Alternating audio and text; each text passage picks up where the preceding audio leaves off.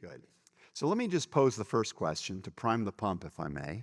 And I mentioned at the close of the service today that Oz is working on a new book, and that book aims to describe some of the core virtues or values that are needed at this particular moment in our nation's life, arguably in our family's life, in the life of our businesses, in the life of every community that we enter into. These are virtues that have a tremendous kind of relevance, but which were essential to those who originally framed the country and who believed that these were the kinds of virtues that were needed for this country to continue to be, or to live into its potential.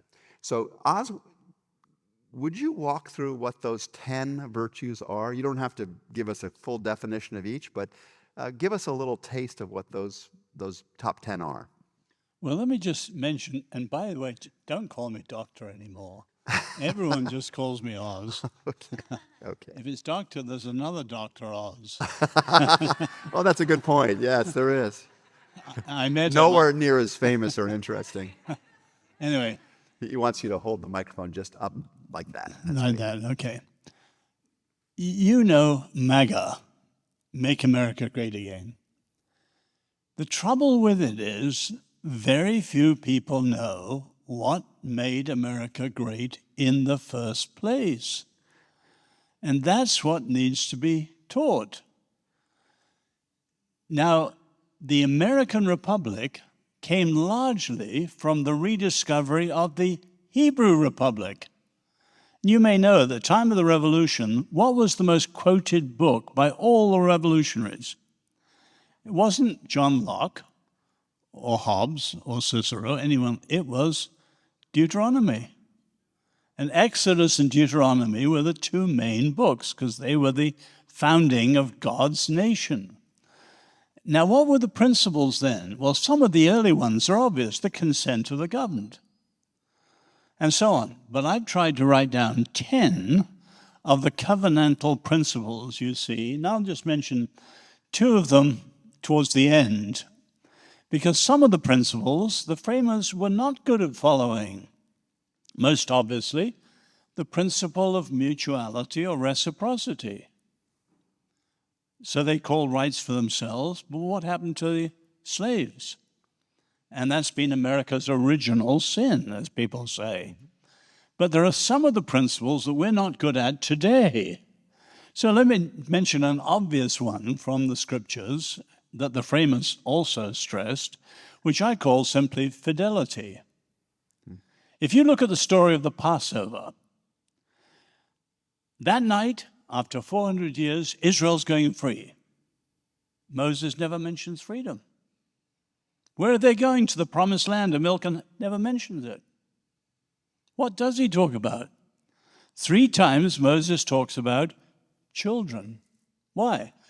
As the rabbis say, the story you tell to your children is the key to identity and the key to continuity. In other words, schooling, education, families. That's lost in America. Your schools have been taken over by Howard Zinn, 1619 Project, and various examples. That's the end of the Republic. If that goes on, the end of the Republic.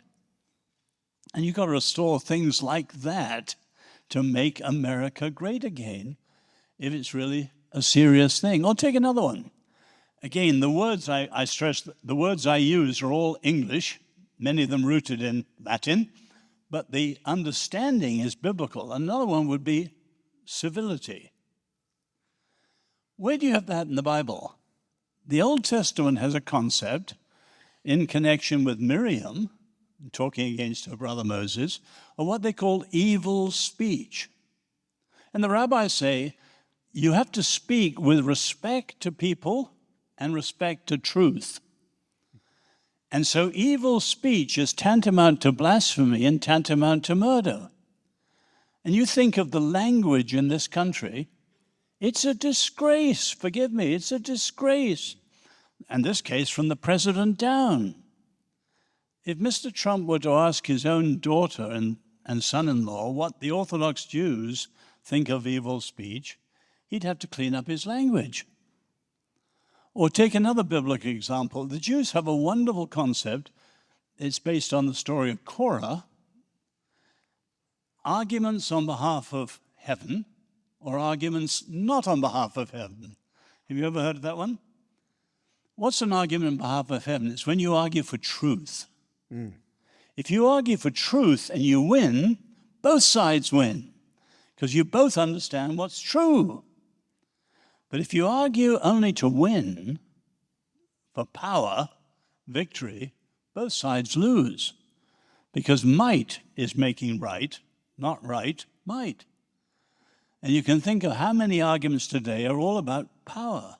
In other words, there's some very simple things which are very biblical, because freedom depends on trust. Trust depends on truth and good relations. But it's broken down.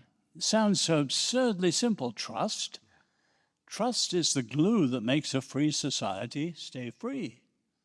And without it, you can't. So it's very simple things like this, Dan, but have been forgotten. And there's a total of 10 that you've identified that are important and that have application in... Starting with dignity. Every single person made in the image of God. Now, if you think of other empires and religions, they all believed in the image of God, but only the rulers. And the distinctive thing about the Bible, it was everyone. Now we've got to practice that again today. In other words, there are a lot of people who are not in my image, maybe not in your image, but they're in the Lord's image. And so we have to treat them in a certain way. Yeah, wonderful, wonderful. Let me open it up to you and hear what questions do you have that you'd like to take advantage of this time with Oz. I have several questions that would probably take most of the day to get your advice on, but I'm going to give you a very simple question. I'm always interested in people's history and where they grew up, and I'd like to hear a little bit about your experience in China and why your family was kicked out, and how you recovered, how your family recovered after you left China. I'm descended from the youngest son of the Irish brewer. The first 3 generations of our family were all solid Christians. And that's why our family brewery had a great reputation for the way it cared for its workers and so on. Sadly, when the family became incredibly wealthy, it undermined a good deal of the faith. I'm part of the family that's kept the faith ever since. So my grandfather was one of the first Western doctors in China. He treated the last emperor. So I was born there. My parents were medical missionaries. For me, it was my first 10 years were a kind of schooling in realism.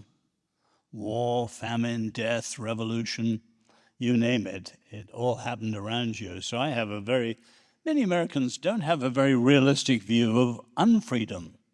You've been free for so long, you take freedom for granted. You've got someone who comes from Eastern Europe, or like Ayaan Hirsi Ali, who's been under the heel of Islamism, or, I grew up with communism. We're realistic about what freedom is. It is precious, and it's fundamental. So that, to me, is the basic thing. In terms of faith, my parents saw incredible. The rape of Nanking was awful, just brutal. I lost 2 brothers, or my parents lost 2 sons. I never saw my father waver, or my mother, in terms of faith. And if you summed up the way they saw it, they would say something like this: God is greater than all. The Lord can be trusted in every situation. Have faith in God. Have no fear. And so that was sort of the lesson I grew up with my first 10 years, a schooling in realism, what happens in the world, but also the rock-solid convictions of faith. What I said? No, I'd like to have your opinion on the war in Iran and the degree to which it is virtuous or not, and biblically, and how you view it at this point in time. Dan, I gather, has been doing, you said you were doing just war? Let me leave most of that to you, but make one simple point out of the whole thing. Clearly on the left, the problems are obvious: wokeism, cultural Marxism, and so on. They're using the state and power, and the danger is the authoritarianism. The left is incredibly dangerous in its radical form. The tragedy in America, you see on the right some of the same things in a different way, a resort to power. Now, your republic, one of the 10 principles is accountability, the separation of powers. Where does that begin? In the Bible. The Jews call it the 3 crowns of authority: the king, the priest, and the prophet. And the prophet is the guardian of the covenant. He has the right and the freedom even to challenge the king, and so on. You have separation of powers in the Bible. So a biblical view of power is incredibly important, because in the 1880s, Nietzsche, in his last words are these: "Do you want a name for my world? This world is the will to power and nothing else besides." In other words, Nietzsche said he wanted a revaluation of all values. He wanted to overturn everything that the Christian and Jewish faiths had brought in. And one of the main things they brought in was a subversion of power. And the Bible is a running critique on the danger of the abuse of power. So the postmodern, the Nietzschean, the social Darwinian. Now, what's the global world's greatest danger? Authoritarianism, totalitarianism. The shift to Eurasia. Eurasia has never been democratic, always authoritarian. Now we've got Putin in the West and Xi in the East. What is the counter to it? The American Republic. So when the American Republic starts to resort to power too, we're in trouble. And let me say it gently, because I thank God for the pushback the president's done against the left. But when he resorts to power without principle and without persuasion, that too is dangerous. And you see that resort to power growing on the right. Now, I hope that won't be playing out a part in the war, but I'll leave Dan to tackle just war. But I just say, beware the resort to unbridled, unprincipled power. So I think the issue of war and the taking of life. What's that? I'm leaving war to Dan. Oh, so yours is politics? So when I take the politics out of it, to me it's not a right and left situation. I think the issue of war and one man taking another's life is the most difficult question for the committed Christian. I'm not sure there's ever going to be an answer to it. Obviously, the current war makes us all think deeply on the subject, and it comes up in conversations among our Christian groups.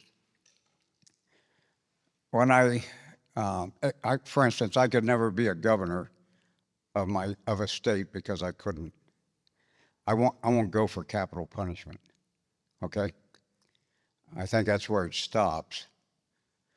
But through history, when we look back, we look back on World War I, we look back on World War II, and we don't find fault on anybody's part except the oppressor, who in the case of World War II was Hitler. And if you will, those wars through time have often created a period of time whereby Christianity could continue to grow and prosper. Christianity, the issue of love, which is the ultimate solution, right, to the issue. And as love grows throughout the universe and all nations, we won't have war, in theory.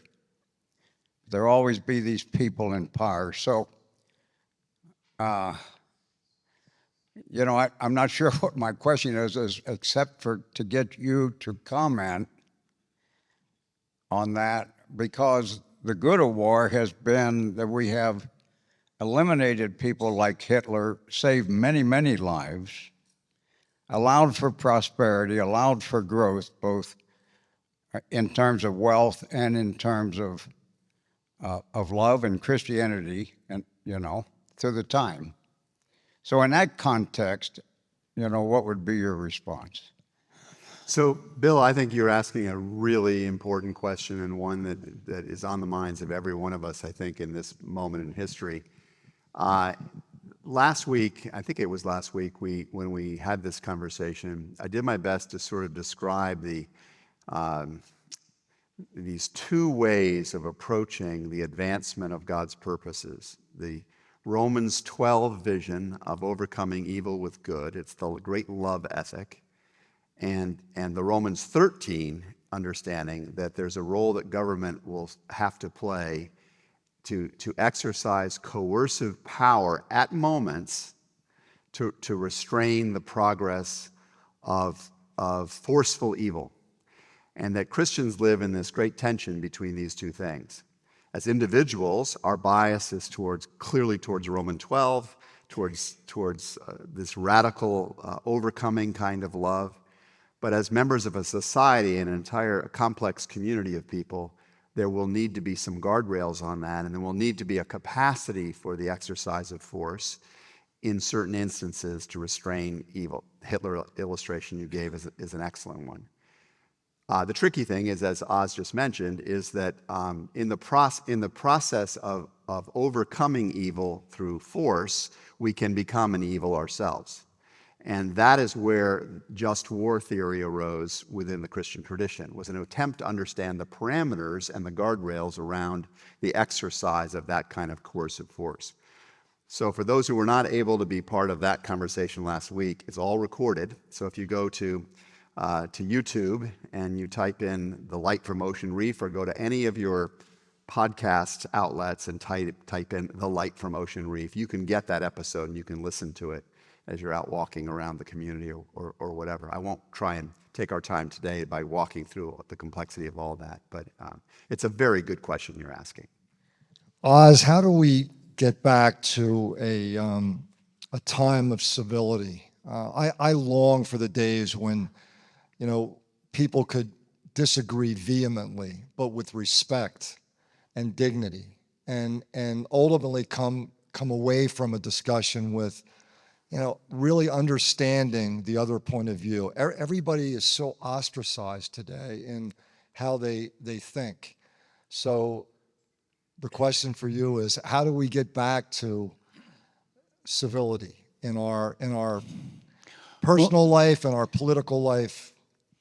Well, with any of these foundational virtues, they have to be taught, one, in the family, and two, in schooling.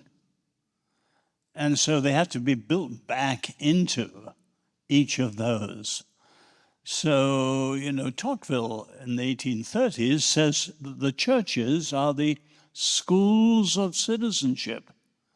Because when Christians were practicing these things themselves, they were not only making good disciples as followers of Jesus, they were making good American citizens who believed in freedom. So the question is, how do we bring it back into every family and bring it back into every good school? That's a tough job in itself. So whatever the virtue is, and civility is just one, we've got to build them back into the foundation. So Samuel Huntington, your great historian, he pointed out, still relatively easy to become an American, get your papers, but increasingly difficult to know what it is to be American, because the whole notion's collapsed. So again, it's like the Jewish tradition. It's what we teach to our children that's absolutely fundamental. So we've each got to ask ourselves, when I came here in '68, my first trip to the US, 6 weeks, what really stunned me, many families I was in, none of them shared supper together in any way like we did in Europe. The family supper time was a kind of Grand Prix stop, And then someone was rushing off to a violin lesson, sports game, whatever it was, and you had fast food to refuel them on the Grand Prix, and so on. Now, when my wife and I came to live here, we realized we were becoming like that too. It's not easy. So simple as dinner time, supper time. In my family, I learned all about our family tradition, not by any lesson, but just by hearing family stories over supper time. So rebuild it all into families, rebuild it into schools. That's tough enough in itself. We've got to begin there. I would argue that we've lost it in churches. I think many churches today are taking up the manner of discourse that is a sort of a degradation or a derogation of that kind of civility. A church historian named Martin Marty, I knew well and respect highly, said that the chief problem is that those with convictions lack civility and those with civility lack conviction. And we need both of these things. We do need to talk about these important life issues. We can't just sort of, and right now, many of us have settled into this position where I won't talk about religion, politics, or sex.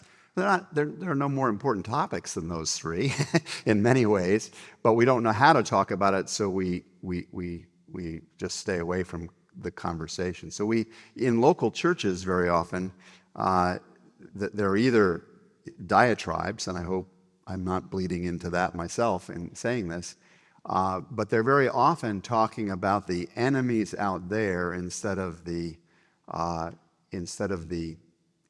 enemy in me, the places where I'm lacking in civility or respect for the dignity of others or accountability.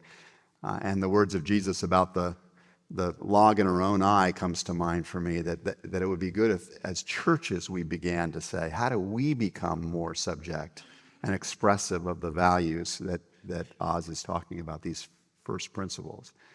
Jacques Ellul, the great French writer, he says, the reformation of humanity must begin with the reformation of language. Yeah.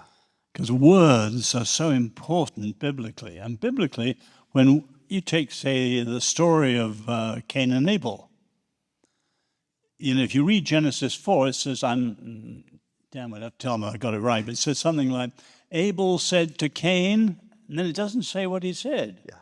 But out in the field, he killed him. No, it's quite clear. Normally in Hebrew, whatever Abel said to Cain, he would have said, but it doesn't say it. Words broke down. And when words break down, violence is never far away.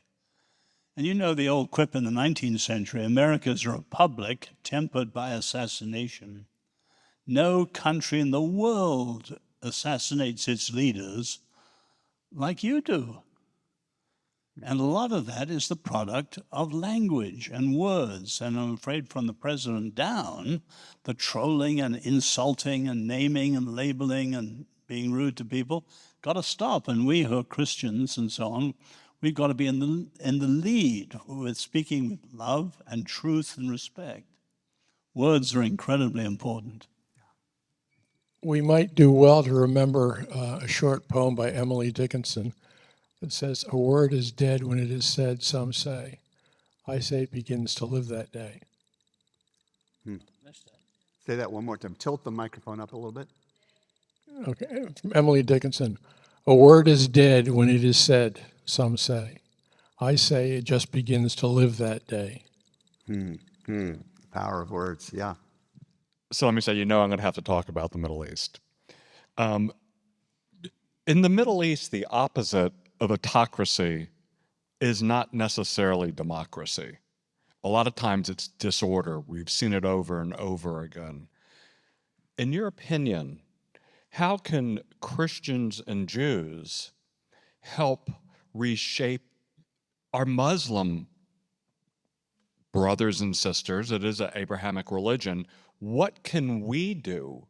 Because it seems like we're reacting to Iran. The Constitution clearly says to diminish Western influence and disrupt our institutions. How do we help them learn our ways. It's like we're locked out from them. We've tried to accommodate them, but never the other way around. So as Christian and Jews, how do we foster a greater understanding? I'm afraid our European countries, where I come from, are far worse. We've invited them in. We were totally uncertain about who we are because of the guilt of the past, say colonialism. And so we let them do their thing in our countries, and now they're starting to dominate us. In other words, we first got to know who we are. And people with a clear identity are not challenged by people of great differences. So in the American case, you're a nation by intention, by ideas. It should be very clear. Someone comes here as an immigrant or a young American born here growing up, they learn what it is to be American. But that's not happening. And that's the tragedy. So you've got to be very, very clear. And then, as Dan's saying, we as Christians have got to understand we're all in a pluralistic society. You know the saying, everyone is now everywhere. So we've got to learn to live with differences. Civilly, knowing how to stand for truth, but with respect to the differences and so on. I find, for example, one of the expressions of Christian love is to listen. And often, if someone's different from us, a rabid new atheist or a Marxist or a Muslim, we immediately disagree with them. And we don't know what makes them tick. I find, for example, many Marxists that I know have a real passion for justice. That's not wrong. It's just been put in the wrong framework and it leads to a disastrous end. But as I listen to them and say, what makes you tick and why this, that, and the other, you have a much better way of dealing with them. So the love of listening to people and then knowing how to challenge them. But above all, Mike, we just got to be really sure of who we are, what we believe, and why we believe it. And I think over against the authoritarianism of today's world, the American Republic, properly understood, is the last best counter. And at the moment it's foundering. And that's tragic for humanity. And Christians and Jews should be in the forefront of restoring it. In other words, artificial intelligence is leading us towards a post-human future. Authoritarianism is leading us to an inhuman future. We are the people who believe, because of Genesis 1, in the dignity of every single human being. So we want a human-friendly world. We should be the champions of a human-friendly world over against what's coming. It's an incredible challenge, but what a privilege to be the people. The most distinctive thing about humans is freedom. There was no freedom in the ancient world. They were ruled by fate. But have you ever thought, you probably know your secularist friends, there's no great secularist who believes in freedom. They all believe in determinism. Economic for Marx, psychological for Freud, genetic for Richard Dawkins, go on down the line. There's not a single leading atheist who believes in freedom. We do, because humans made in the image of God. Freedom is at the heart of it. We have an incredible privilege. So that's what I'd say, Mike. We've got to know who we are, what we believe, why we believe it, and then how to share it persuasively. Shall we just express our gratitude once again to our friend? So good. Yeah. Okay.